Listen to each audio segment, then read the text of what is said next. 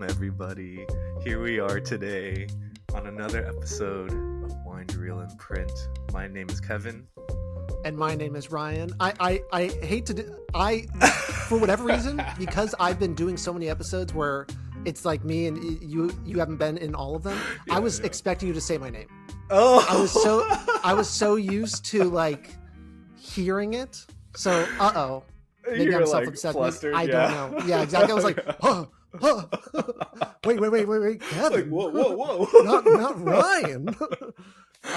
Sorry. No, Sorry. you're good. Continue. Yeah. So yes, this is Ryan. This is Kevin. Yes.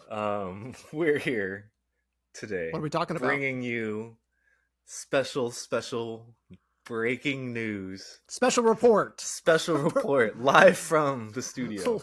Yeah. Just here.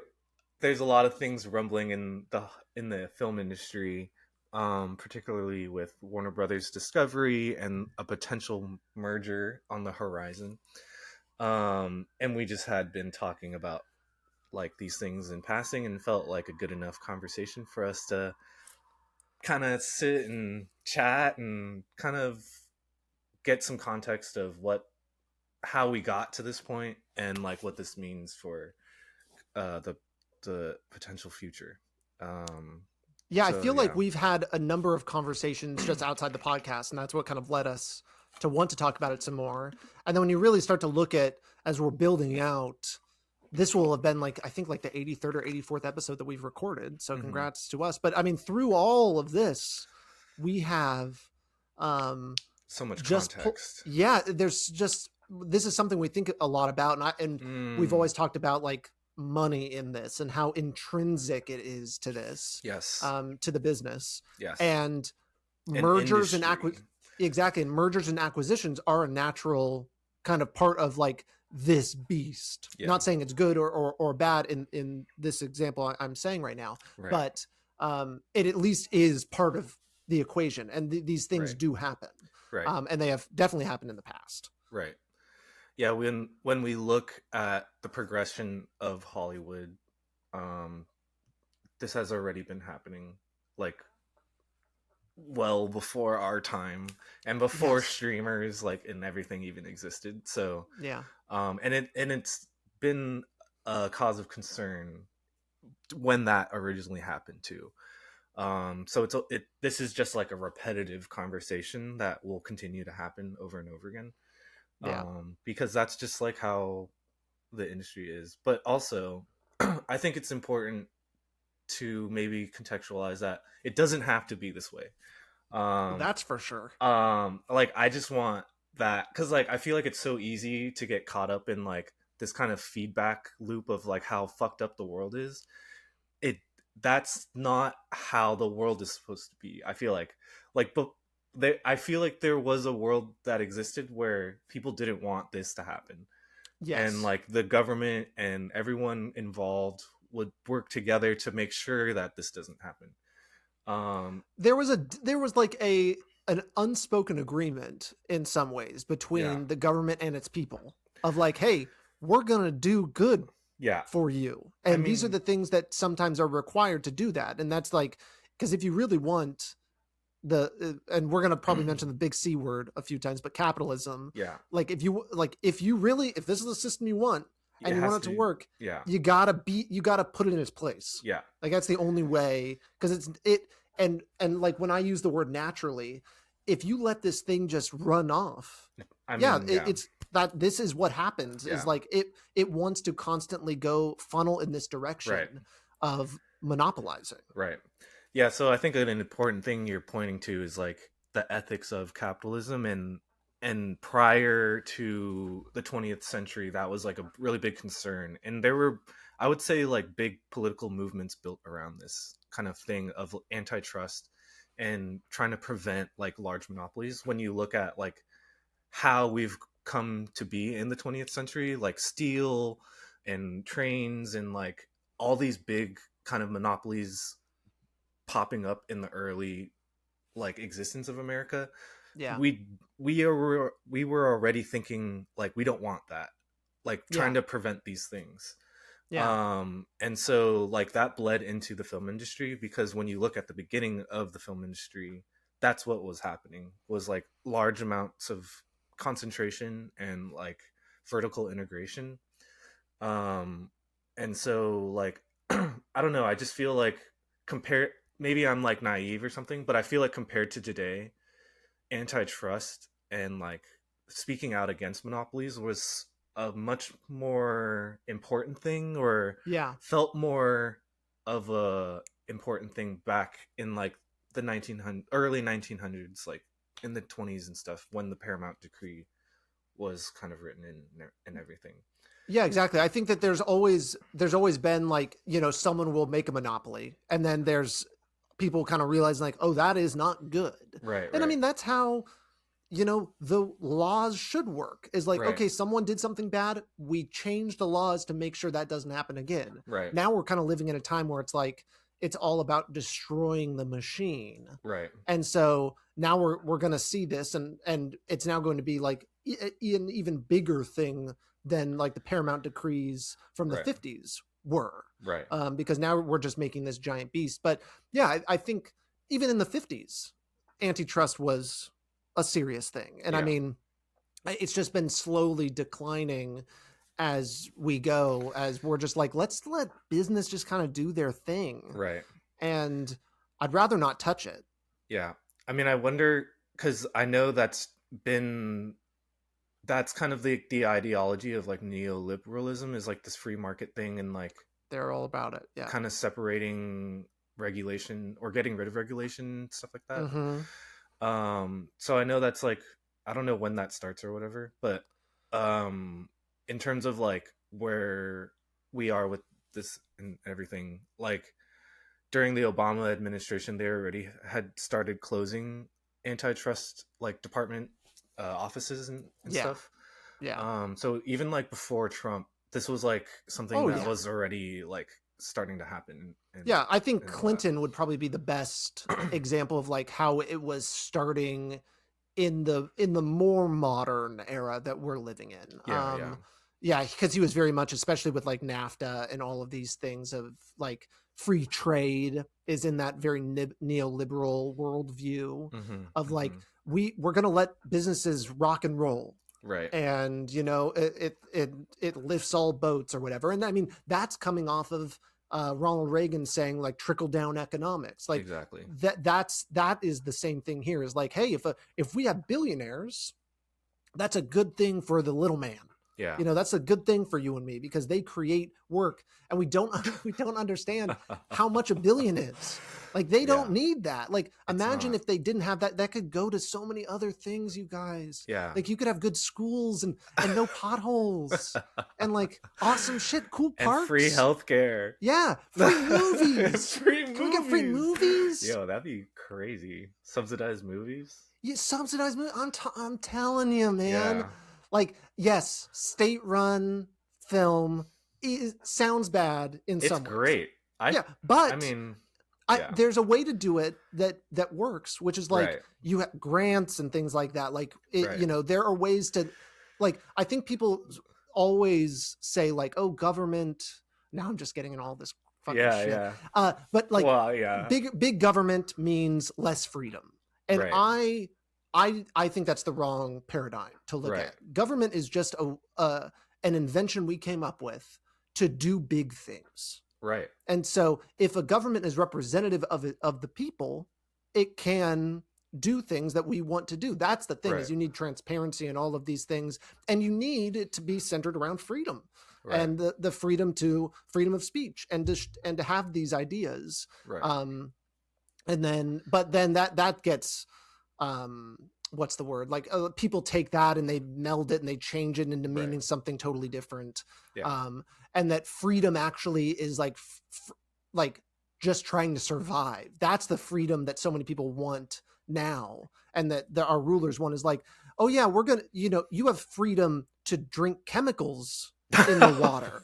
You have freedom to, like the freedom actually is freedom for businesses to run amok. Right. And right. too Freedom bad to do anything you want. Yeah, too bad too sad, whatever. It's just like, deal with it. Like, you can go somewhere else or whatever. When in reality, my freedom that I see is freedom from want. That's real freedom. Okay, Buddha. Yeah. Hey. I mean, I love things. You can look behind me in my background for you video watchers. I like crap. I love crap. I'm down for crap. Yeah. I'm not saying we don't, but I'm just saying, down like, for crap. Yeah, down for crap. That's my political slogan. But no one wants to work as like so many hours, like for shit wages. Like, we think like this is so, and it becomes our identity to be like, oh yeah, I, overtime and all these things. I work my ass off, you can't say shit because I work so hard. Yeah. It's just like, wouldn't you want to like just live? Do something else, man. Like anything else. Paint. Like, yeah, paint. Be a carpenter. Jesus was cool. Like, he was a carpenter. Whittle. Try whittling. Whittle. Yeah. Yeah, it's just that's where my mind kind of goes in these things as I'm kind of seeing, the trends that have led us here are I mean, they're so big. You're speaking to a lot of big cultural movements. Yeah. Yeah. And what do you know? A big cultural touchstone is movies and the movie industry. It's such a big part of American culture. Yeah. Or at least it was we could talk about whether it still is. But it at least has been so big. If the 1900s was the American century, movies are such a large part of that story. Right.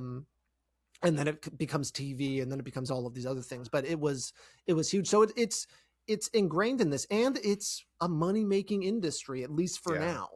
I think I mean, that's a great point. I mean, I don't know. This is just an aside. I don't know how relevant this is, but like there is like historically, and we've kind of this is just echoing a lot of stuff, but like we've kind of talked about like how there is an intrinsic tie between like economics and film, and that like film is very much like an economic practice or whatever. Like when you look at New Wave and like why it chooses to populate in certain countries, it's because it's a reaction. It is it's literal development of film industry in different countries. That's like basically what New Wave is. Yes. And so like, yeah, I don't know. It feels important to discuss this sort of angle of like what's happening, because like it's gonna impact like so many of these things. And like I kind of want to go back to this like state controlled cinema. Like I think that's a great kind of maybe a great thing to discuss in relation to like this monopolization in a way, because like when you look at Paramount, understanding that Paramount is owned by like this buying group, right, is like basically organized via MAGA people and like Trump associates. Yeah. And not only that, Saudi Arabia is involved. Like we're also getting money from all over the world to make this happen. Yeah. To make this happen, especially like really rich Middle Eastern countries are coming in and buying up, as they've been doing with the video game industry too. I don't know how much you know about that, but they're getting involved in that. And we're also seeing the same thing with EA. Right. This kind of like, bringing down, especially like gambling kind of like coming into it. But yeah, it's just like people are already bringing up concerns with that in Paramount, and that like it's really dangerous that like people associated with Donald Trump and this government are like controlling news networks and like TV shows and like movie studios and stuff. Because obviously that just like teeters into propaganda, right? And exactly. And that's the con, right? And so like you look at really oppressive governments, that is state sponsored cinema, right? Like when you look at like Soviet cinema, for example, during that Nazi period. cinema, if we're like really if we're picking like those are like the Leno, Reichenstall or whatever, Triumph of the Will or whatever it is, like we're getting some like serious, it ends up being like like I guess you'd call it like film washing of Yeah, like these atrocities and trying sure. to, It's a great you movie, know, by the way. what film washing? No, Is that that a movie. Triumph of the Will? Yeah. Yeah, I mean, there's some cool cinematography. Yeah, some great shots, Yeah, yeah, and the editing is pretty yeah, spectacular. yeah, and that's all. Yeah, and what a tragedy! Like That she wasted yeah, that wasted on this Nazi bullshit. Yeah. shit. Yeah, exactly. And so like the flip side of that argument would be to like of state sponsored cinema, right? Is like BFI or is it BFI? Yeah. Yeah, BFI. Um or like I know South Korea has like a film commission, a really like great film commission. Yeah, And then a lot of states will have like film commissions. yeah, New Mexico is like probably one of the more like reputable ones in terms of yeah, like what they've done over the last like 10-15 years. yeah. And even But like, and to jump Georgia in, yeah, and like all these other places have it now. and Yeah, China, even like with we saw Resurrection the other day. I sure. mean, Yeah, that true. had China backing too. I mean, that was like their entire government like Yeah, listed every single yeah, exactly.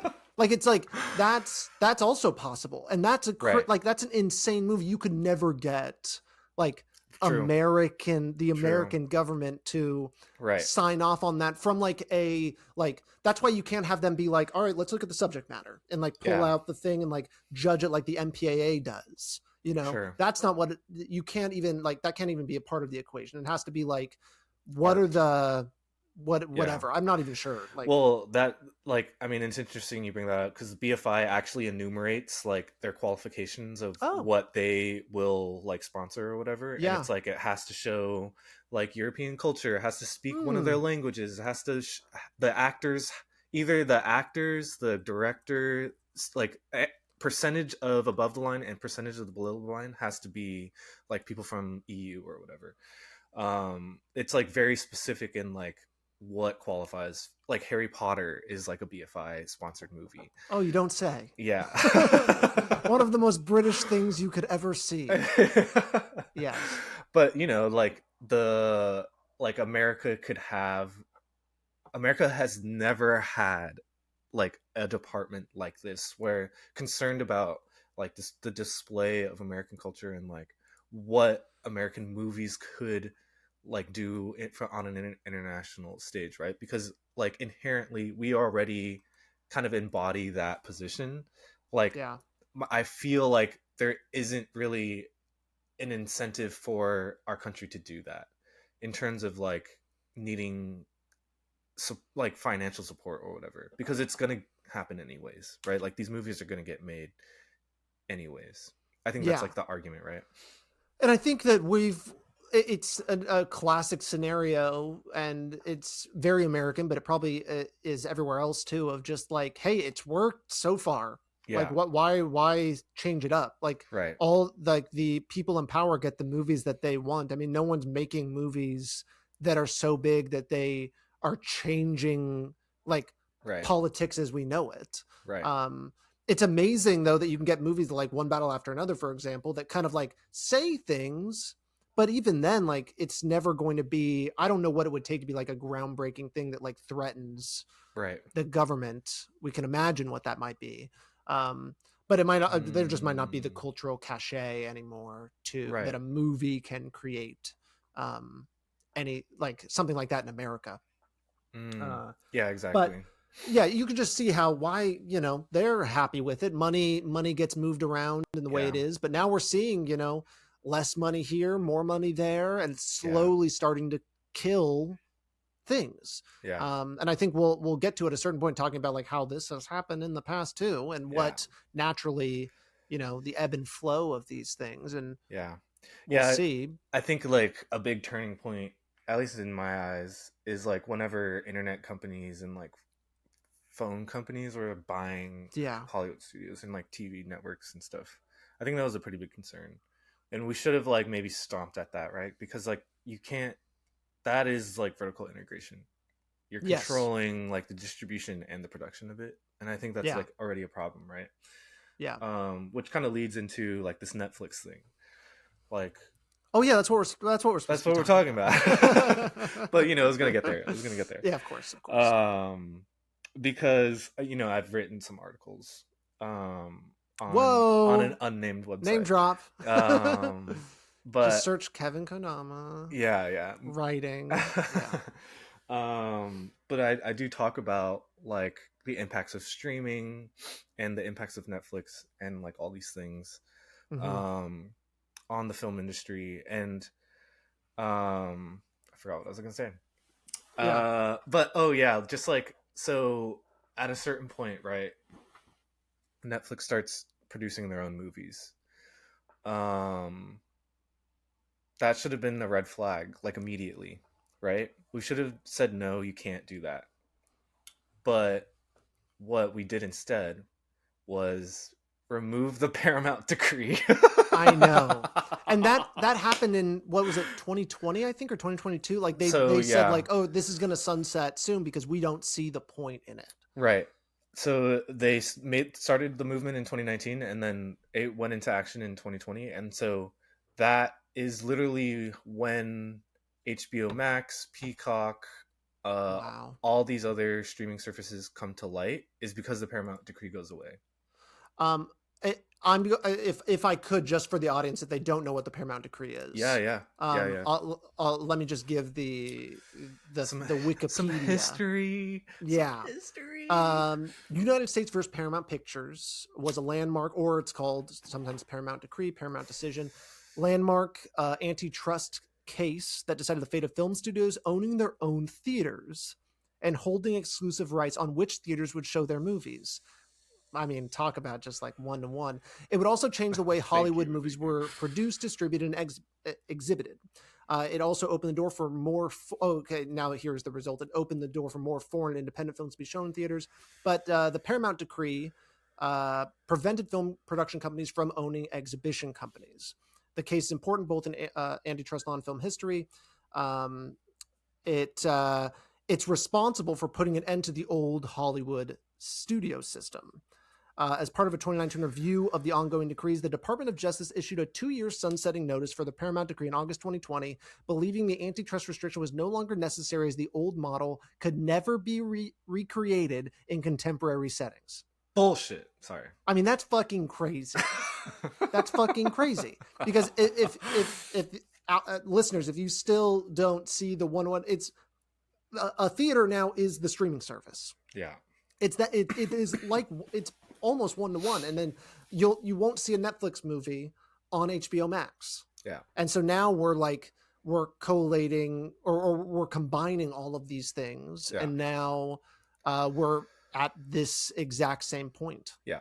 So Once more. I I think that's a great question of like why isn't theaters and streaming services seen as equals? I think that's Yeah. a good talking point, right? Like Hmm. why doesn't the law respect those two things as equal?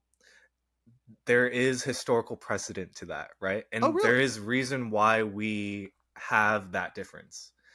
So throughout film industry, when you look at union breakdowns, right, and like Mm-hmm. why unions go on strike, it's because of new media, Mm. Oh, right? sure. That makes Like, sense. so whenever TV comes in, we have a strike. Whenever Yeah. DVDs happen, we have a strike. Whenever VOD happens, there's a strike. AI, we have a strike. We have a strike. And so, like, in the past, auxiliary means of distribution, DVD, video sales, etc., like it wasn't seen as like a viable distribution market. It wasn't Mm-hmm. like seen as a competitive market to theater sales. Obviously, Yeah. like despite most movies making more money off of those networks, off of auxiliary distribution, it Yeah. still wasn't enough to compete with what theaters were doing, right? Yeah. And so streaming, when streaming comes in, whenever, I forget, like 20 something, Yeah. 2010 something, Yeah. they were lumped into auxiliary distribution, Which which it makes makes sense, sense. right? Yes. Because Yes. that basically Netflix is an offshoot of pay-per-view Yeah. or like VOD. Yeah. Like it was gonna happen at some point. The switch occurs, right, when we get, I think, late 2010s into the Mm-hmm. pandemic. Oh, yeah. Pandemic flips the switch to streamers Yeah. being the like dominant distribution like mode. Yeah, clearly. And that's when theaters literally like theaters were dying. Theaters are dead after the pandemic because Yeah. of like all these things, right? And that was like such a huge talking point Mm-hmm. during that time period of like we need to save theaters, blah blah blah blah. Yeah, they're on life support, and Right. we could probably name multiple theaters just around us, and I bet Right. anyone could of just that have closed down within the last few years. Yeah. So like nothing to say, but a weird coincidence that pandemic streamers released and all this happening at the same time. Just like a weird coincidence. Mm. That like that all that happened around the same time. Yeah, I mean, I would say I don't know where Kevin's money goes here, but I think that there's a predatory nature to these people. Yeah, and it's disaster capitalism is what it's called. And there's Naomi Klein writes this really amazing book. I think it might literally be called that, but I think she in that book talked about like Puerto Rico and how after a lot of these really big storms that hit, all of these people come in and just kind of take it over, destroy it in a lot of ways. Yeah. And this is what we're seeing here. They see an injured animal, and they go for the kill shot. And they see money to be made. And we're also now we're talking about when we're talking about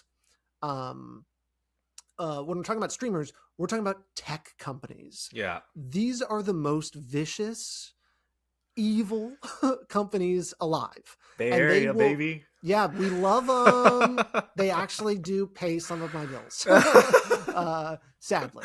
But that's just that's how economies work. Yes, exactly. Yes, exactly. And so we are, though these are like so hungry, and tech companies have this because they come from this like anarcho-capitalist mindset. Mm-hmm. They are so hungry and they absorb companies all the time, and what's the word that they use when disrupting. Yeah. They just love disrupting industries that are like totally fine. Yeah. And they don't need disrupting. Uber on cabs is a perfect example. Right. And I mean Uber on everything. I mean, it fucking it makes like public transit awful. Any app where it's like built as a faster alternative. Airbnb. And sure, we like apps and we like these things, but we have to understand that like they destroy these industries. And then you get into the like, well, it's going to happen anyways. It's the same idea as like AI. It's like, get with it, get with the times, you're going to be left behind.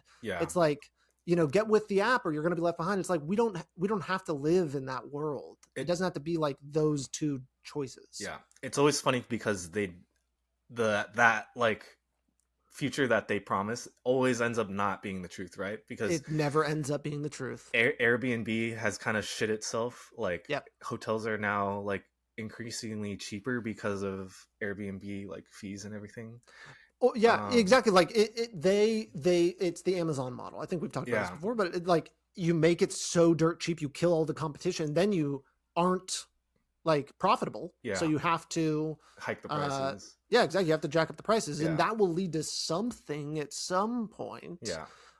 And then Uber and Lyft and like DoorDash and everything having that like class action lawsuit. Yeah. Yeah. Yeah. I mean, and so that's just something I think about, like the streamers and what the pandemic is just like. We're dealing with tech companies that love to destroy everything, things that we used to love. Yeah. And then and just to not be upfront about it. Like even what Netflix is saying now, it's like, we're still going to release these things in theaters. Of course we will, yada, yada. Who in their right mind believes a word? These people, like fake ass. Who gives a like? There's no punishment for like saying a lie. So of course they can lie all they want. Yeah, like it doesn't matter. Just politicianing. Exactly. Like it's just like no one's ever going to hold them to account. So why wouldn't they lie? Because all that matters is shareholder value. They're just trying to get the number up. and eventually they can't, so they have to do something. Yeah. Yeah. Yeah. Yes. So. Yeah. So I wrote in an article a couple of years ago talking about like, are streamers good or bad for the film industry? And my Oh wow. in the conclusion, I was like, if we let this happen, at some point, like Netflix is going to buy a studio. I like wrote that in the article. Whoa. I mean, but it's so written in stone, right? It's like written on the yeah. walls. Like you can Yeah. kind of see it happening already. Like 5-10 years ago, like it was kind of lead up to this point. Yeah. I gotta ask Kevin, what's happening next? I need your Nostradamus mind on this one. Yeah. I mean, it's just I It is easily can look at the past and right. see. That's what I was gonna do. Yeah, like Yeah. when we look at what has happened in the past, like essentially will need, like, they can keep doing all these things like mergers, blah blah blah blah blah blah. But I think we do have like relatively good like safeguard system in place to like to prevent slash fight against like these things happening. Yeah. So already, like in the past few days, DGA and WGA have already like spoken out about both the WD Netflix merger and a potential WD Paramount merger. Yeah. So like obviously unions are great for like fighting against these things. Yeah, and one of the few, the film industry is one of the few Oh industries yeah, sectors that's yeah. actually highly unionized. Like that's a big part of it. Yeah. And so that's like, thank God they have that to fight against this, Yeah. or else they would get trampled on. And that's what we Right. see with every other industry, Right. is it's happening. And like nurses and teachers are like one of the other few like industries that Unionized. still have something. Yeah. And they're going on strike every damn year. Every damn Every, yeah, month. I know. Yeah. Where I live, the teachers just went on strike. Yeah. Like it happens all the time, because Yeah. that's also, and thank God, like, because man, the tech industry is just salivating trying to take down teachers. Oh yeah. And trying to take over schools. Didn't you say like, can we put iPads in schools or whatever? Yes, I did work with a tech company that wanted to put, and like it was for a competition that was trying to put iPads in schools in Tanzania. Yeah. And trying to see like, hey, can the kids replace? Yeah, can we replace? I mean, they're the big thing was like, there aren't enough teachers to students, which is true. Like that's true out there. And so the kids just kind of hang around and they don't really learn. So it's like, hey, can we throw in iPads? But you can see where that's going to lead. Yeah. And spoiler alert, folks, it doesn't work. Spoiler alert, doesn't work. And I was part of the winning group that actually won the competition. So even with that, it still isn't an actual viable thing. Yeah. No and way. And so thank God that there's some pushback. And right. So we'll see how it goes. Yeah, I mean, like when you look at, I think you have to look at the original Paramount decree, because that's like basically the only example that's like relatable to what's going on. I mean, it's like a 1-to-1, like it's pretty close to 1-to-1. Yeah, with the name too, almost like it's crazy. Oh fuck! Oh, you didn't even put that together, dude. I did not do that. Yeah, wow. Yeah, I mean, if it goes kind of the other way and Paramount buys it, I mean, it'll be 1-to-1. Because Paramount, the decree was named after Paramount, but it was like all the studios were included. They were all doing it. Yeah, it just ended up they were the ones being. They were just focused on the first one that was named in the list, so they just like, that was what the decree was called. Yeah. But that is funny. History does repeat itself in interesting ways. So yeah, it's definitely come back with Paramount being the company to like cause all this like weird shit. But yeah, I mean, what was I gonna say? Eventually they have to divest and like sell off these companies. Yeah. Like Netflix will have to split up into a production and streaming like company, and all these other streamers will have to sell as well. So yeah, I don't know what. That actually brings up a lot of interesting things in my head in terms of like who are potential buyers, Yeah. Does this it get internationally involved? Like, and you're that saying is, like that would happen if they do something about this merger. they would need to write a they would need to reinstate the Paramount decree Yeah. with streamers in mind, Yeah. written for modern context. That would eventually lead, because what the Paramount decree like told, what it caused or whatever, they had to sell all their theater chains. They had to get rid of like Yeah. basically divest from all these things that they had. Mm-hmm. So like Netflix would need to sell its like theaters, its like production chain, its Yeah, which VFX. for listeners, Netflix does have theaters. Like they Yeah, they actually own do own theaters. a few at least Yeah, theaters in because LA. they Yeah, want to have things go to the Oscars. That's basically the only reason that they yeah, have that sort of thing. Yeah. exactly. Sorry to No, interrupt, yeah, but no, it's good. That's good, like context. yeah. Like they own a lot of VFX studios. They own a lot of like production supply chain entities. So Yeah. like the monopolization of Netflix and Apple and Disney like goes beyond the acquisition of like these studios and stuff. Yeah. They are literally buying up the entire food chain Yeah. of the film industry, which is it, vertical integration, right? Like Yes. they're controlling every little bit of the chain, Yeah. which is the And biggest concern. and wouldn't you say that it's going really well and movies are getting better?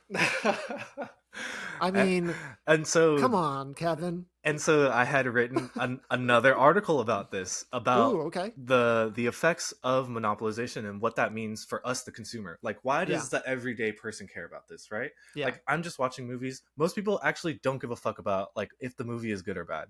They just want Yeah. to be entertained, right? Yeah. But I think to some degree, when you look at the broad spectrum of like the movies over the last 10-15 years, a lot of the stories are the same. A lot of the movies themselves look the same.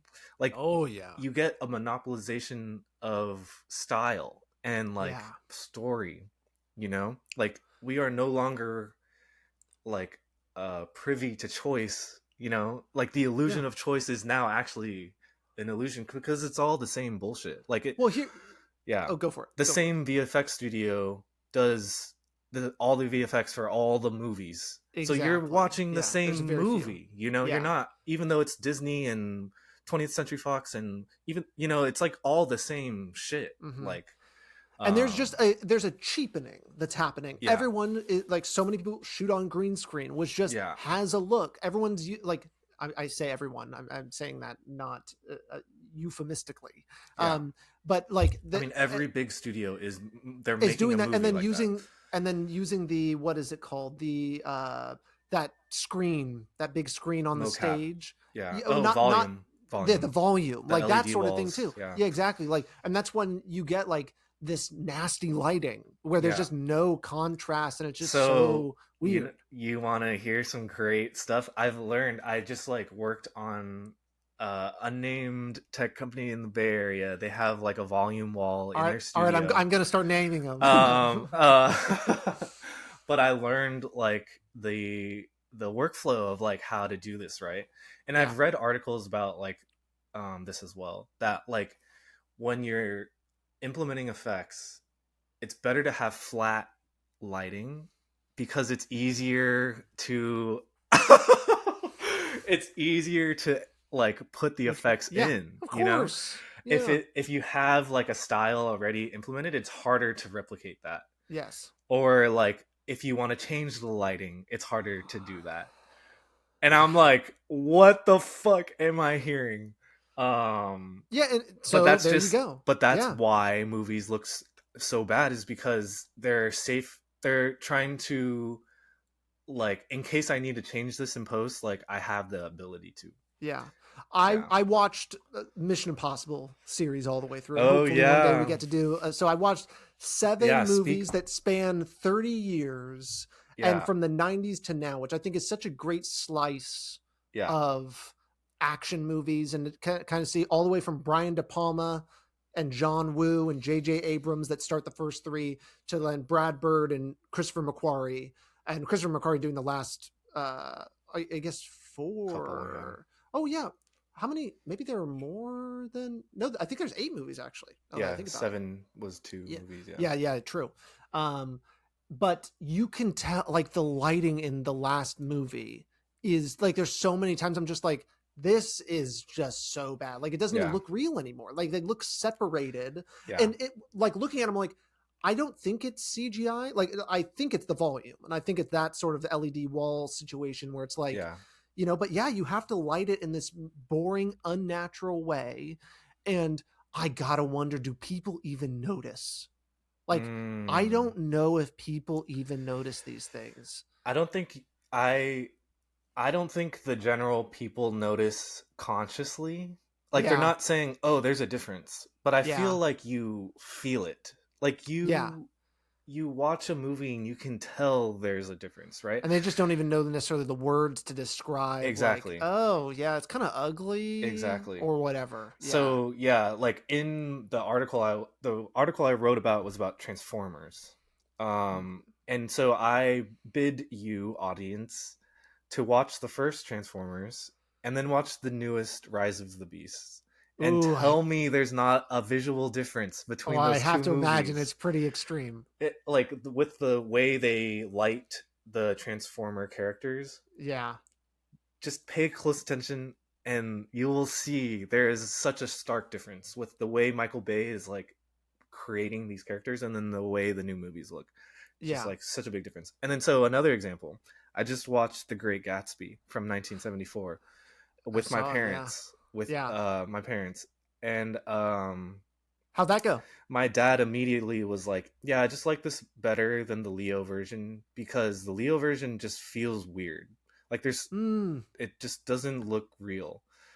And it's well, I and mean, and he's so right.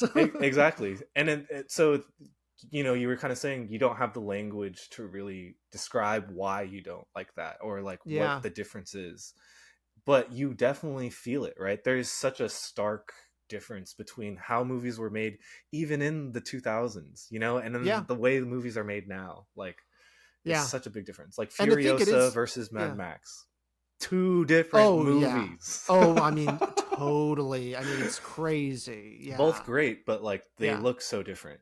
Yeah. That's a really good. Yeah, and yeah. Oh, that does kind Yeah. of suck. Yeah. Or Gladiator 2 versus Gladiator. Like you can Yeah. take any movie from these two periods and it's like such a big difference. Hunger Games and the new Hunger Games. Yeah. Like the effects really take it to a whole nother like this era of filmmaking is such a specific thing tied to the technology that we've been Yeah. using. I would imagine even Iron Man versus Fantastic Four. Like if we're like talking about Whoa. just Marvel, Yeah. I mean, I saw there's plenty in Fantastic Four First Steps because I do my research. I think it's important to watch these Dude, you're Marvel awesome. movies just for research purposes. I don't Sure, like yeah, them, yeah. Yeah, but yeah, yeah. Okay, but Ryan. I Okay. yeah yeah. But there's so many like especially when they're outside, it's just like light doesn't work like that. Yeah. Light isn't that soft. Yeah. Like like it just it Unless you're maybe it bothers in me more like than I need. Sunset District in San Francisco. Yeah, it's like it's just It's not that it, soft. yeah, it gets me, but Yeah. Throw a um hard backlight. Like just give yeah, me a hard backlight. something, yeah. Give me a hardback. One hardback, please. That's all I ask for. Please. Um Like something to seriously, just no joke aside, if you have a hard backlight, it that immediately makes looks good to me. yes, yes. Just like generally speaking. Yeah, I just watched something that they had a really good hard backlight. I forget what it was. And I Yeah. was like, "Oh, damn, that's powerful." Yeah. But it just like I mean, gives just let's just some love, yeah. you know? Like Yorgos, Yeah. not that he's lighting his movie, but his movies look great. Like Yeah, I don't I mean even Poor Things, I did not think like this was on looks a flat. yeah, This like it looks didn't flat look and stupid. because Yeah. they shot that on a volume Yeah. and Oh, everything. see, I wouldn't be yeah, exactly. Yeah, Yeah. and so like there is a way to do it right, Yeah. basically. Like, and Mhm. I think Poor Things is a great example of like if the conditions were correct, like we could get really amazing stuff. And it's important to point out that was made outside of Hollywood studio system, right? Like Yeah. that was made Yeah. in Europe. So Yep. Yep. um yeah, And I don't it's one of know, I those don't things, know. like, I think it also brings it all the way back to money, because Yeah. it costs more in some ways to light it better. Yeah. You know, True. you need to have professionals that cost more probably to use, Yeah. to do these things the right way. And now we're also, it's this slow, like siphoning of talent, it's the same thing that happens with construction. Mm. You like, there's a reason why homes look boring as fuck now. And the Bay Mm. Area has such beautiful architectural history. You go around these neighborhoods and you can see some of the most beautiful homes ever, from like Tudor houses to Victorian to Craftsman, when it Mm. actually, like, there was a style. Yeah. And now you get these stucco outside, boring ass, not McMansions, but like this ugly stepsister of them. Yeah. And it's because we've also lost the Want. architects and the construction workers that even knew how to do it. Right. Like, we're now like moving further away, where you can't even go back to that, Yeah. because it's going to be so unbelievably expensive. Yeah. And I bet that's happening in the film industry too, is like, we're slowly Dang. siphoning out and losing this amazing talent. Yeah. I bet you that's happening with animatronics and stuff like that too. You know, like Mm. Jurassic World Rebirth being the first Jurassic Park world movie to Fuck. not use any of them. Like, and that was like a mainstay of the series. Like, we're now kind of like losing this art form. And I feel like movies should, a big part of movie making should always be Upholding reaching craft. and pulling from the past. Yeah. Like, it's such a beautiful history. Yeah. Like, to just like throw it away. And I mean, I don't want to be so like, oh, it's so sacred and I don't, never change anything or Yeah. whatever like that. That's Purist. good. Like, yeah, exactly. I don't want to be a total purist, but I do just hate this. It is just making it uglier for money. Yeah. Like, that's all it really is. Yeah. Yeah. Cause I mean, even like, yeah, money wise, it's cheaper in the VFX studio to do the VFX. Like, that's probably a huge part of it, because the VFX pipeline is a huge reason why movies are the way they are. Yeah. Because it's just so limited. Right.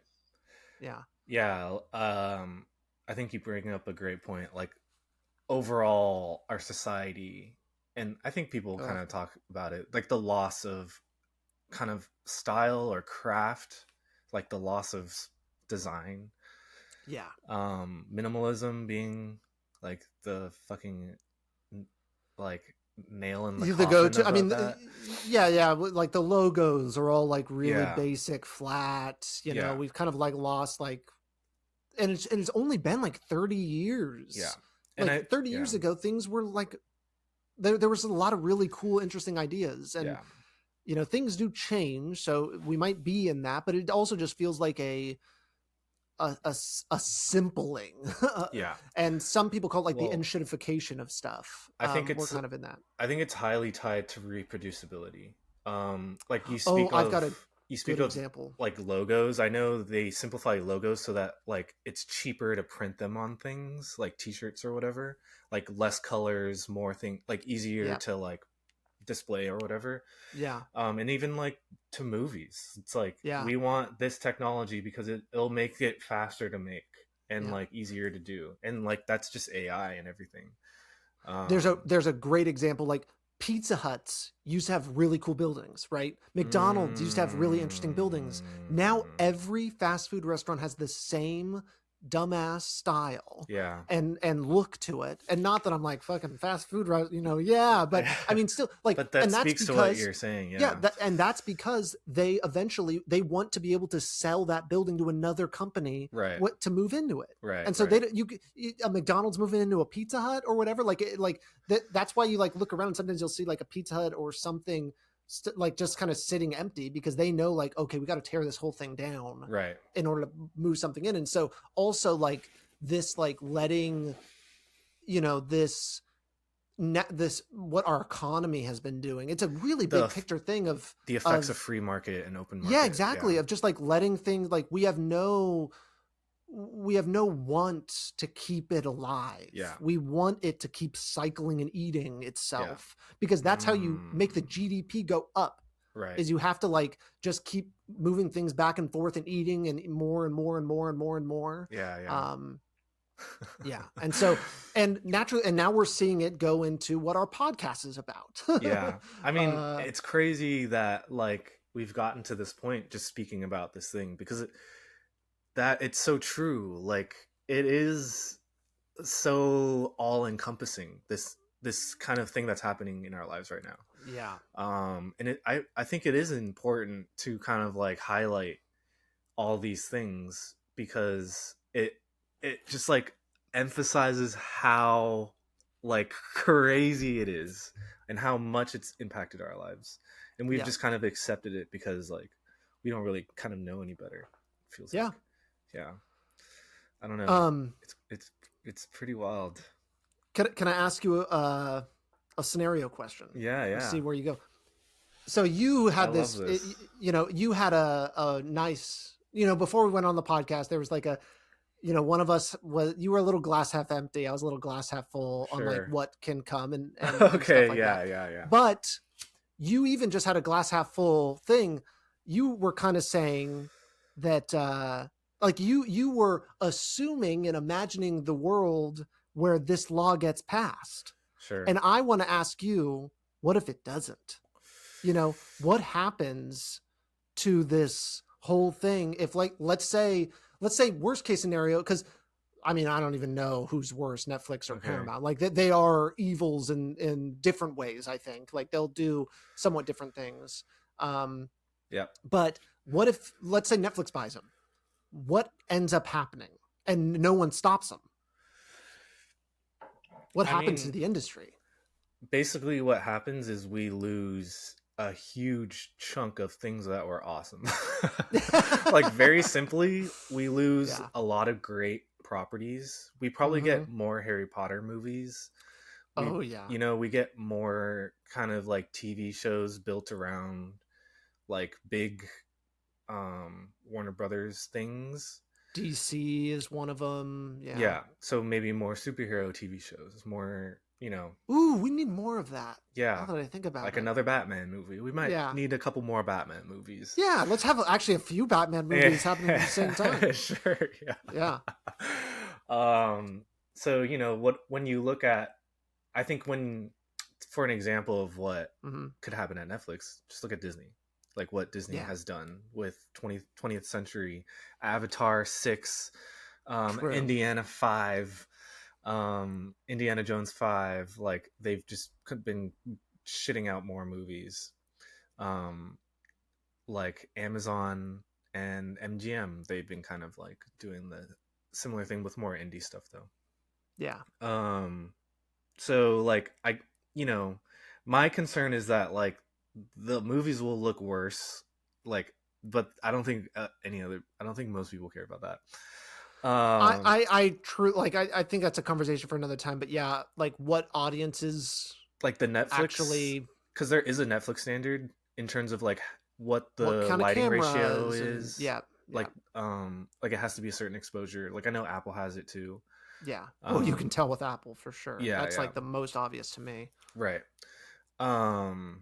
So I think they'll just look shittier, and then also theater windows will go down. Yes. And like, yeah, okay, Netflix been doing that. Like, so Netflix is going to do their own thing. I think the biggest concern is like Warner Brothers is a big fucking piece of the pie. Like Warner Brothers is like damn near 50% of Hollywood. I mean, talk about the success of this year. I mean, talk about like this is like one of the biggest years Warner Brothers has ever had. Maybe it is the biggest year. Yeah. And the end of this year is seeing them being eaten. Yeah. That's crazy. It's wild. Yeah. Yeah. So I think that is a huge concern, is that like that what Netflix is doing is going to happen to more things, Yeah. Like that's pretty fucked. I think if Paramount buys them, so I don't know, to to retort the glass half full like Sure. thing, right? Like I maybe the glass half empty is maybe like Lena Riefenstahl Yeah. is And yeah, what to in this further context, what do you explain, mean? Yeah. you know, we cannot ignore the fact that we are going deeper and deeper into a fascistic like controlled government. Like I think when we look back on our lives today, 10 20 years from now, we will describe the United States as a fascist government. Yes. I What mean, it it's is, kind of crazy, yeah, what it not is to. right now, you know? Yeah. And so like if these mergers continue to happen and Paramount controls 50%, Paramount, yeah. you know, Jared Kushner fucking Saudi Arabia owns 50% of the fucking thing. Yeah, we start crossing the bridge into like propaganda and like really problematic government things, right? Yeah. That equate to like a Nazi thing or like Yeah. Soviet Union, in my It's opinion. funny.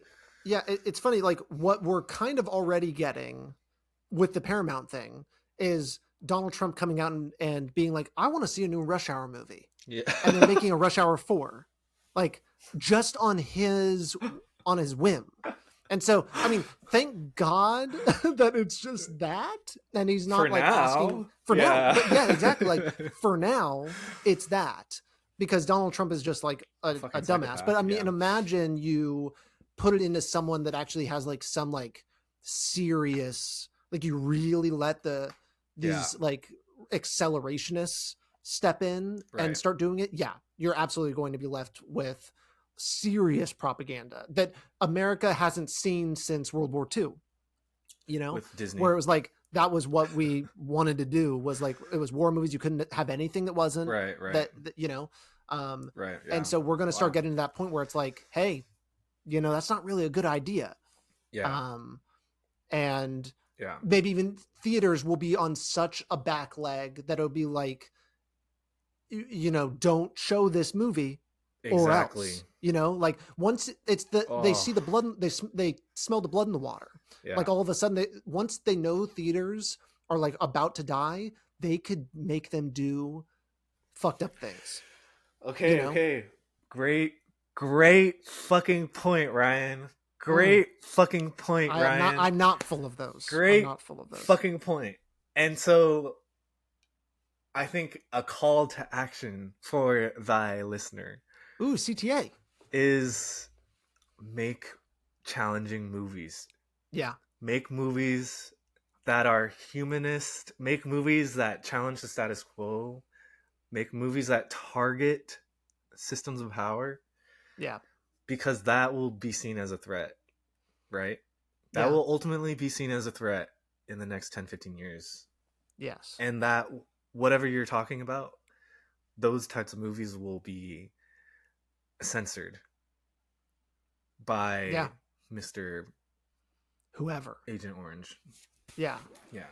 Yeah. I mean, we're like, you know, like now more than ever is important for these movies. Mm-hmm.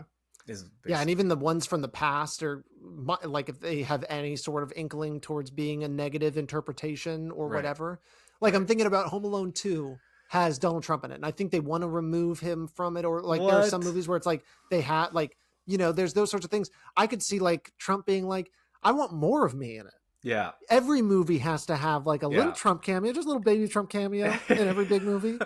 Just a little Trump cameo. Every movie has to have a Trump like thing. Yeah, like a Home Alone 2 thing. Yeah, exactly. Like it's just like he's there on the TV. Yeah. He's there on this. Like that's what it will, because it also we also live in a gangster society too now, where it is just like, and it's so clear because no one will fight corruption anymore. That's where we're at that point now where it's just like, oh yeah, you have a good meeting with Trump and that's enough. Like you're able to convince him of a lot of different things, or you buy him a private jet and all of a sudden he'll do whatever you want. Yeah. And we're living in that point where it's like these people can easily be bought. Yeah. And so It's just at the whim of what these people want. And I think Paramount wants complete political control. They're much more politically aligned than Netflix is. And Netflix is going to be the tech company that wants to, you know, control your entire, your eyes and ears completely. Yeah.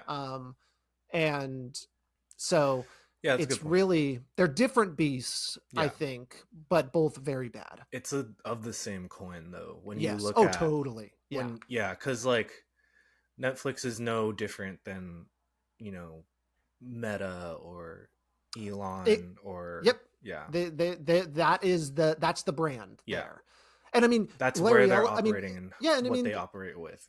Paramount Skydance is also still a tech thing too, because Larry Ellison of Oracle fame, you know, this is where the money comes from for all of this stuff. Exactly. So it's still, the fucking Bay Area sucks. Yeah. Well, they say like the 5 richest people all own media companies. Yeah. Yeah. Damn. Which is fucked. Yeah. Like, you know, speaking to like the fascist oligarch regime, like that's what we're talking about. Is like all this control and everything. Yeah. I'm making a mad face. And to throw them under the bus, A24 is involved in this too. Oh yeah, I mean they made an intentional point to change, right? And because I remember hearing them being like, "We're going to go to more big budget movies," right? And that was already like, whoa. Yeah. You know, and so clearly you're going to start getting that brand's not going to mean anything in a few years' time, I would imagine. And the guys who started that company came from like tech and studios, so. Oh, interesting. I think so. Yeah, they were never inclined to like save indie cinema in the way that, like people wanted them to. Yeah. Oh, it's all so predatory, and I mean, it makes you like it just is like money in movies. Just like it blows in a lot of ways. Like it's just like the fact that has to be a calculation. It sucks in so many ways. I'm definitely a believer in creativity and like it's good to have a box, right? It's good to think inside because it like helps you. Like there's some problem solving, and I find my ideas are better when it's like, all right, I have to do something versus just like you just let yourself kind of go loose for too long. I mean, nothing ends up kind of so. Deadlines can be good, like budgets can be good, but I think we're doing a serious disservice by making it worse and worse and worse. Like we really want it to be worse. Like, and you can attribute that to VFX and like filmmaking pipeline as well. Of like we have too much possibility. Like you know sometimes, and so it has to be shot for too much possibility. Exactly. Too. Yeah. And so like sometimes having 4 walls is as good as having like a small budget, you know? Like just use a confined space, whether that's literal or financial or whatever.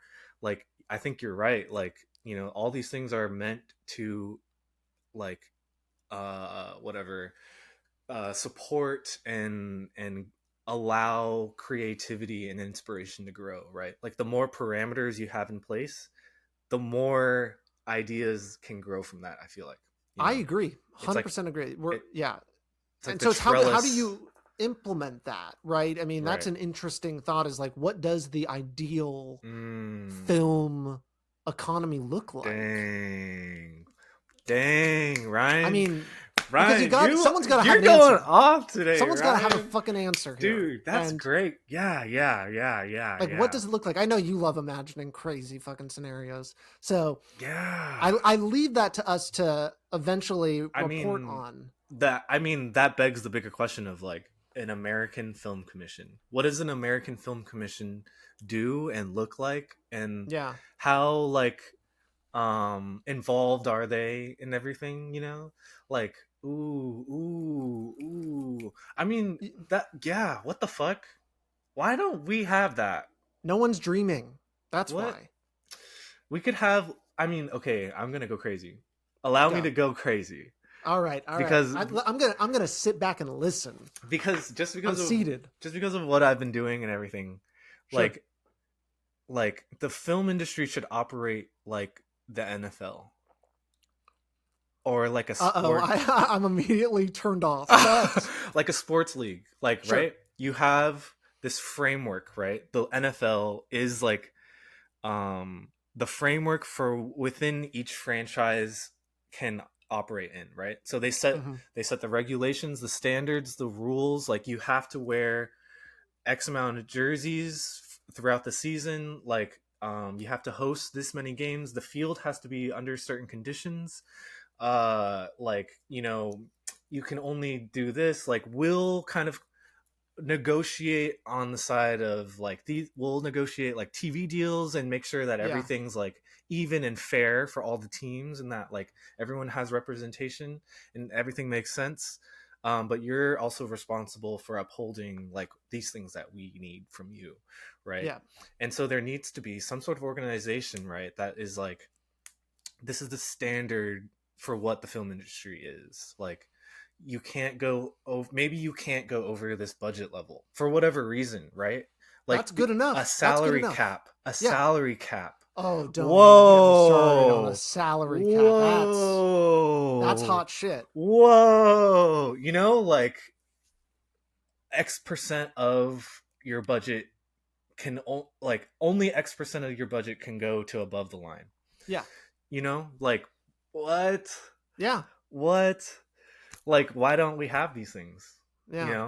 Like Question, who decides the NFL like regulations? the NFL has like a commissioner who's like the lead of the thing, and then they have like all the VO, the CE, whatever, the C Yeah. suite like level stuff. Yeah. And then each team has like an owner, and then they have a GM that like operates the team, and then they have the Mm-hmm. coach and everything. So there's like a hierarchical breakdown that goes down, right? Yeah. But the league But is like dictating the thing, and then they have like players unions, they have like coaches unions, mm-hmm. that negotiate on behalf of like the players and stuff like that. So there's like And all these like structures in place. Yeah. they don't get equal funding, correct? The teams? So the NFL negotiates the TV contracts with Mm-hmm. companies. They Okay. pool that money and then split it to evenly amongst the 32 Evenly. teams. Okay. And that money, the TV contract money, is used for salary cap. That's the Oh. money they pay players with. Oh, Or okay. that's the money that number dictates how much they can pay their players, Yeah. basically. Mm. And then so ticket sales, concessions, like jersey sales, all that goes to the team, and the team is like operating that, Yeah. basically. Yeah, Mm. yeah. Mm.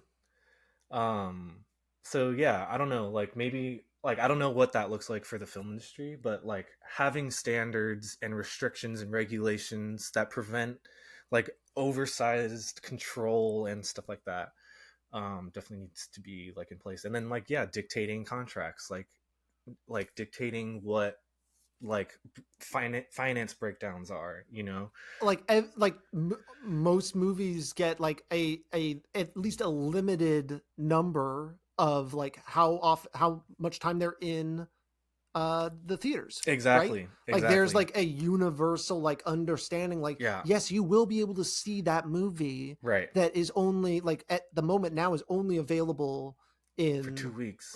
yeah, exactly, for 2 weeks in LA. Yeah, you know, right. like there's a possibility, because we're also seeing the death of cinemas in just any small town Right. anywhere, that you're kind of getting into this thing. And so you got to just like have all of these people involved in helping to make these decisions. There's no Yeah. reason why we have to leave anyone behind either. Like have a Hollywood commissioner, Yeah. like that, like all the studios, all the streamers under one umbrella thing, Yeah. and like I mean, eventually in a perfect world, Netflix would have to be its own studio and its own streamer. Basically, Oh, absolutely. streamers and studios will be its own thing. Okay, yeah. So yeah, this is just like yeah. So you would have groups, right? Like a a thing for streamers, a thing for theaters, and then like a thing for studios. Yeah. Oh yeah. Here's Ooh. and I know this is definitely a conversation for another time too, but Yeah. also think about like how you introduce, like NFL, you can't just add a new team. Right. But in this scenario, like in this kind of Mergers. thing, Yeah. like how do you allow more people to come up in, like, there's no, like, what is the real, like, limit to amount of studios? What does Sure. that even look like? Is studio just like now just a form of like collecting creatives to have like under a banner, or like what do they offer, like the little like verse, like what does indie filmmaking look like in Right. this thing is an interesting question in a perfect world. Sure, yeah, I think that's a great question. And I think this opens a more hard-lined division between indie cinema and It does, studio definitely. filmmaking, right? Yeah, Because I guess yeah, this is just a bigger conversation, it but is. um, I think it is. And I was thinking like, what's the difference? I was thinking this earlier, like, what's the difference between indie and studio cinema? Because it's like so hard to define nowadays Yeah. based on the old definition. But I feel like when you look at the industry now, it's like there's an industry that's like buying properties and reproducing like these stories, this like kind of legacy filmmaking sort of thing. Mm-hmm. And then there's like, to me, like whatever you see on Letterboxd Top 250, to me that's like indie cinema. Yeah. If you're making movies that like speak to that, like to me that's kind of what indie cinema is, more or less. Mm. You know what I mean? It's Sure, like sure, sure. more stylized, more human stories, like real, like grounded, like Yeah. probably not made in the system and made like on shoestring or on government funding, or on making it happen in its own way. Yeah. Yeah, it's Um, interesting. Like in this scenario, there could be a world where it doesn't have to be so like like what does it mean to like pull that, like make, the Letterbox Top 250 a studio. a major defining quality of Mm. some of the studio things. I don't know, because like I yeah, mean, yeah, because independent filmmaking is a response to the formation we have currently, right. right, and funding currently. So if you change how funding is done, it naturally, I mean, it certainly won't fill the same space. I mean that just, I feel like you're kind of, maybe I'm misinterpreting, but I feel like you're Yeah, yeah, you're, you're answering a lot of questions you're asking earlier too, maybe. of like this film commission could do the grants and stuff, like Mm-hmm. have its own independent support branch Yeah, and have a Hollywood branch. And basically, if you are a studio, you are a studio. There is no yeah, independent studios like yeah, that. You as soon as you start creating creating properties and like producing things, you are joining this thing, because when you, I think that's a good question of like, yeah, oh, can a studio join this league or whatever. yeah. And typically in a professional sports league, there are very high barriers to entry. So it is very hard to join, right? but Oh when yeah, I would but imagine. but when you look at college football, it's very, very different. More like teams join every year. If they have Hmm. they have a See, I like that. they have a list of guidelines of like, hey, you need to hit these things, like your stadium needs to be this size, you need to have this, blah blah blah blah blah. The amount of money and funding, like you need like these And the amount of requirements. funny, the amount of Yeah, funny the amount too. of funny too, yeah, exactly. And so in order to join, Division 1 FBS, like you have to Mm-hmm. have these things. And so Mm-hmm. teams join every year and every now and petition to join and stuff like that. And so I guess, yeah, studios yeah, could do that. yeah, yeah. And I'm thinking of even like that's how it works in my limited knowledge of like football in Europe. Sure, yeah, yeah. Is that same sort of thing? Like it's or like I'm thinking about like the Bundesliga in Germany and stuff like Right. that, and in England, it's like those same sorts of things. Like they compete to move on to this next like Yes. funding level, or like, Yes. you know and it depends on a certain number of things that are Exactly. really they're very easy to quantify in sports. Like it's so easy to be like you're a winning team or you're a losing team. Right, Like it's right. like very strict. It's like movies get into I a mean, box office difference. numbers. Like, yeah.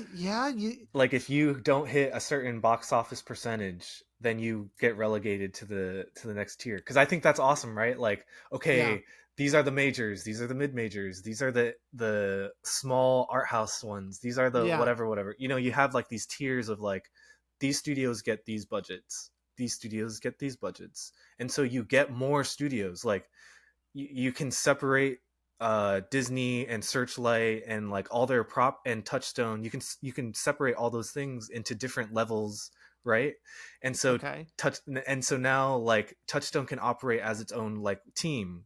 And so if Yeah, it wants to bump up to, it can start, like, yeah. you're introducing more competitive nature So to like these studios and things. yeah, and another thing Dude, I I like about the fucking sports analogy, love I know you're this. going crazy. Oh my It turns out fucking god. for our Oh my audience, fucking god. Kevin and I have had a number of like, we've had lunch or something like that, and Kevin will go off on these sports tangents of like how they are creating this made up league and everything like that. And it's a beautiful Yeah. thing. I've always been like, I'm so happy for you, Kevin, but this means Nothing. yeah, this is not for me, but I will sit and I will listen because you're my friend. Yeah. But now I'm seeing the connection. And I'll just say another right. like thing I really like about sports is the draft. Right? Yeah. And it like how to implement Ryan. because the draft always feels very like, I don't really like this like That's trading fairness in the draft and stuff like that. Right, but like right. there's like a fairness to it where it's like if you're like down low, you have the Yeah. opportunity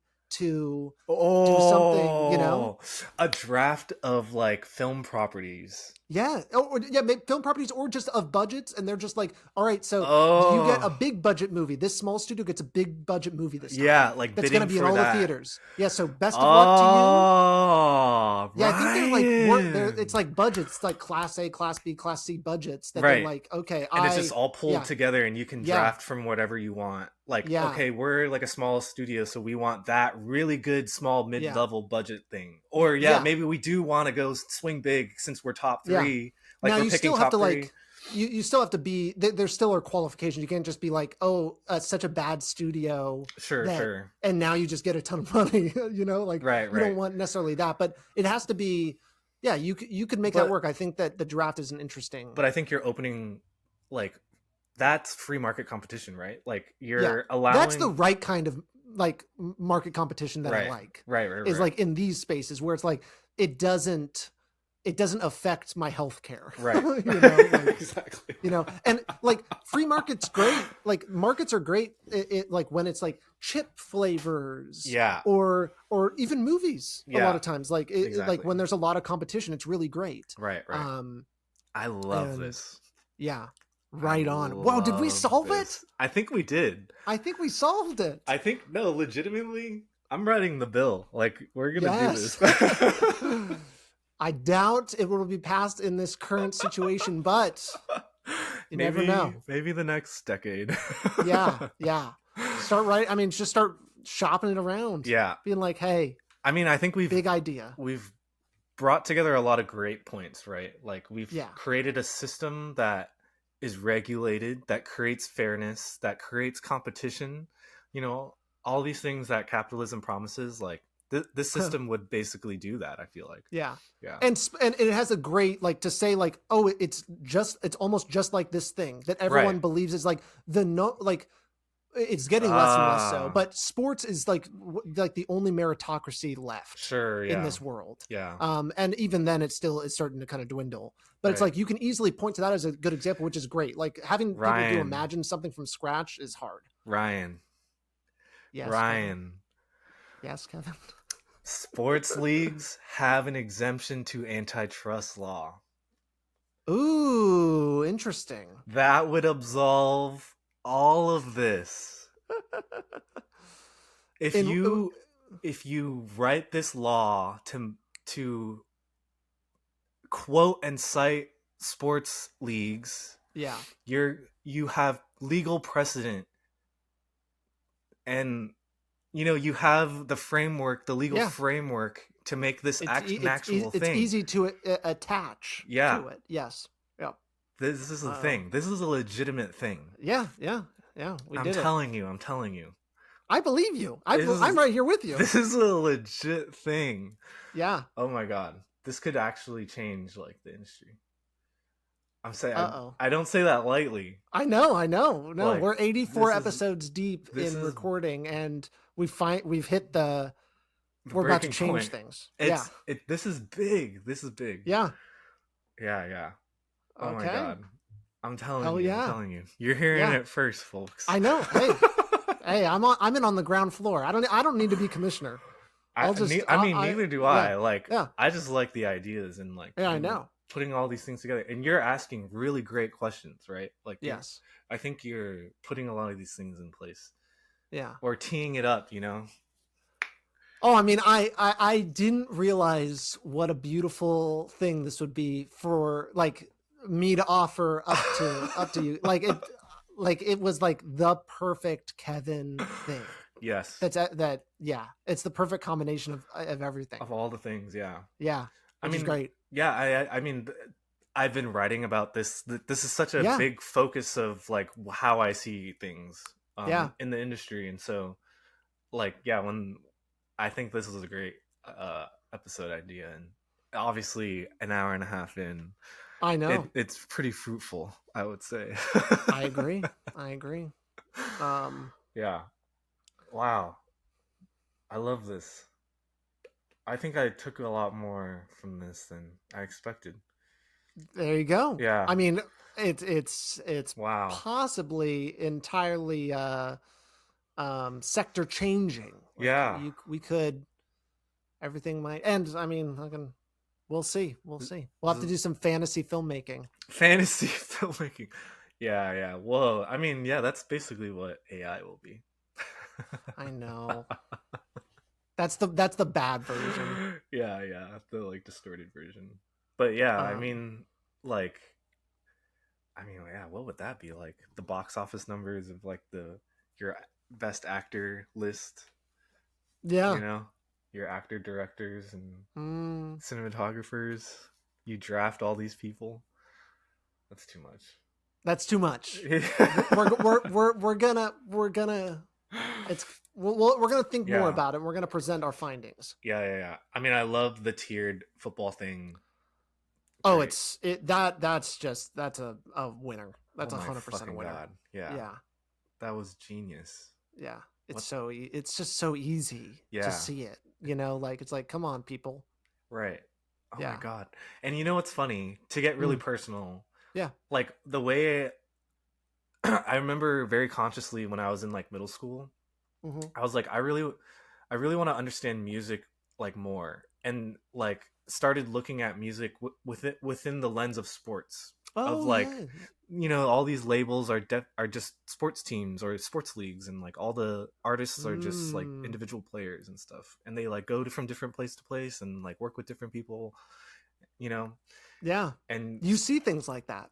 Yeah, and starting to like understand like, oh, there's like a network to these things. And then movies are obviously like that, of like, oh, there's associations built from up top, and like all these individuals work within the system and stuff. Yeah.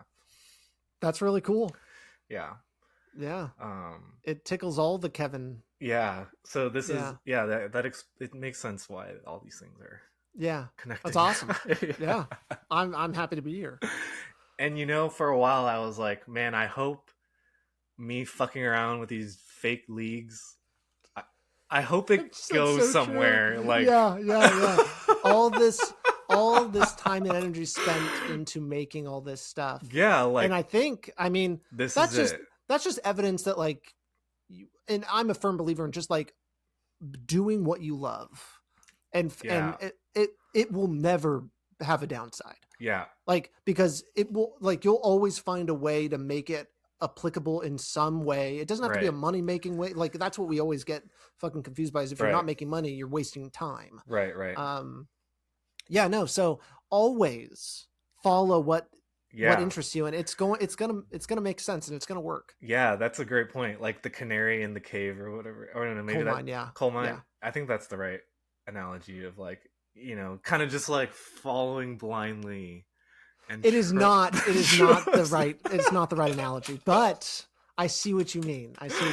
Going blindly into Yeah, just like into this. just Without knowing follow. exactly where you're going to go. Yeah, Yeah. I guess it's like faith. Yeah, It, exactly. yeah, Uh-oh. to get religious. We've made it here now. Yeah. That's inevitable. Yeah. Yeah. Because it is like you kind of that's the inspiration, right? In creativity is like I don't Mm-hmm. have no idea what's happening, but I'm just following this intuition that I have, and Yeah. eventually I'll get somewhere. Yeah. Yeah. Yeah, and it can't really, it can't be like results driven. No. Like creativity doesn't work like that. And I mean, Mm-mm. in a lot of ways, it is results driven in the Sure. big Yeah. bad world, and that's how we get what we get, right? Right. So, um, yeah, But yeah, this is great. right on. Okay, is there anything else you want to add to the To the conversation? I mean, I don't know. Yeah, I think we've touched all the great things. I think you did bring up a point of like in a couple weeks a decision will be made or it's like something will happen. Yeah, I think December 19th, Warner Brothers will have to. We're recording this on December 10th. Yeah. So they will have to reply to or give an answer to respond. That's the word. Respond to Paramount's deal. Hostile bid. Yeah, exactly. Bid. So we'll see where things go. Things are going to change in the next couple of weeks pretty fast. Yeah. And especially within the next year. Yeah. A lot is going to happen. I bet you'll see some strikes getting prepared. Yeah. It's going to get funky. It's going to get ugly. It's going to get funky. Yeah. Funky.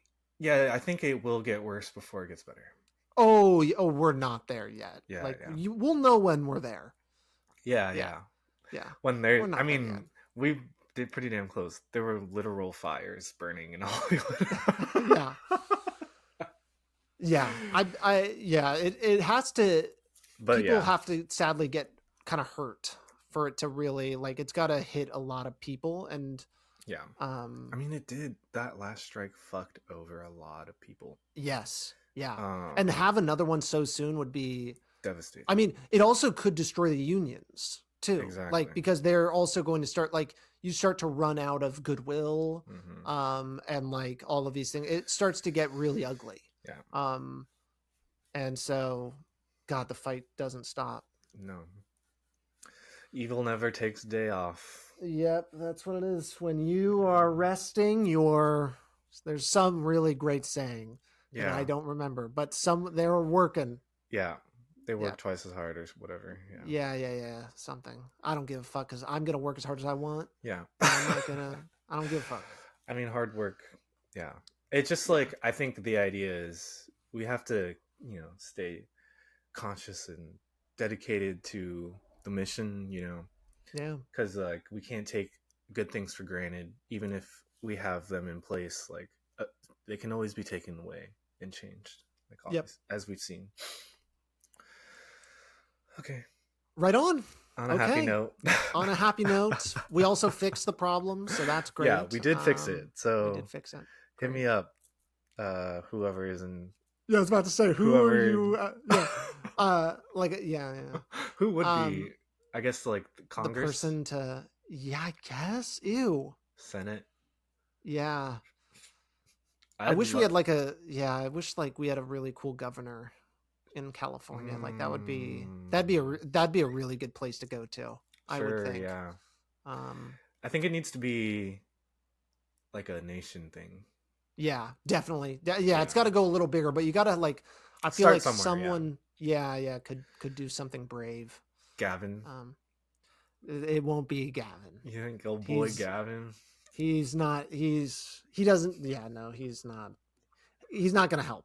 He's got other aspirations, and he doesn't really like to rock the boat in any way. Yeah. True. He just likes to meme, I guess, nowadays. I know he's on a hella podcast and everything. I know it's getting ridiculous. He's really pushing this Prezi thing. I feel like. Oh yeah, I mean he's going for it. Yeah. He's like the number one like. Dem. Yeah, that's gonna really swing for it. Yeah. Good luck to him. Buenos suerte. Yeah, so uninspiring. Oh well. Yeah, but we could start a rap lobbyist. Yes, exactly. The wine, grill, and print lobby. I like it. You're like, who the fuck are these? A super PAC. Yeah. Yeah, super PAC. We have like $5. Who wants it? If too many of you ask, we'll have to split it. Yeah. I'm sorry. That's funny. All right. Right on, Kevin. Okay. It's always great. a pleasure. Yeah. This was folks, a fun one. Yeah, this was a fun one. Oh, yeah. Sign off. It's always good to go in the topics. Yeah. And now we got to sign off. Folks, thank you for listening. We love you very much. And see you next time. Bye-bye. That's a wrap. Bye.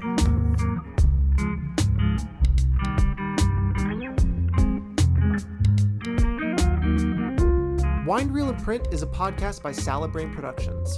You can find us on Instagram at Wind Reel and Print Pod. You can also find us wherever you get your podcasts. And please, if you like the show, leave a rating and review. We'll see you next time.